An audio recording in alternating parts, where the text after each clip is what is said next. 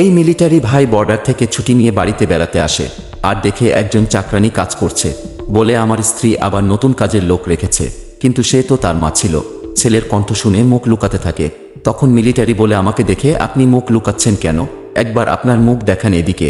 কিন্তু আন্টি তার চেহারা দেখায় না। তখন মিলিটারি বলে শুনুন আমি আপনাকে বলছি এদিকে ঘুরুন। তখন ঘুরতেই দেখে তার মা আর বলে আপনি আপনার চেহারাকে কি অবস্থা করে রেখেছেন, আর আমার স্ত্রী থাকতে আপনি কেন পরিষ্কার করছেন? তখন আন্টি বলে বেটা আমি বসে বসে একদম বোর হয়ে গিয়েছিলাম, তাই মনে করলাম একটু পরিষ্কার করে দেই।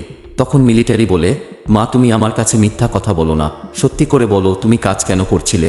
মা বলে বেটা তোমার স্ত্রী সবসময় অপমান করতে থাকে, বলে বসে বসে খায়, কোনো কাজ কাম করে না, তাই বাধ্য হয়ে ঘরের সমস্ত কাজ করি, আর সে মোবাইল চালাতে থাকে।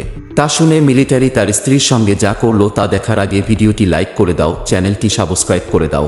লাস্টে মিলিটারি তার স্ত্রীকে বাপের বাড়ি পাঠিয়ে দেয়।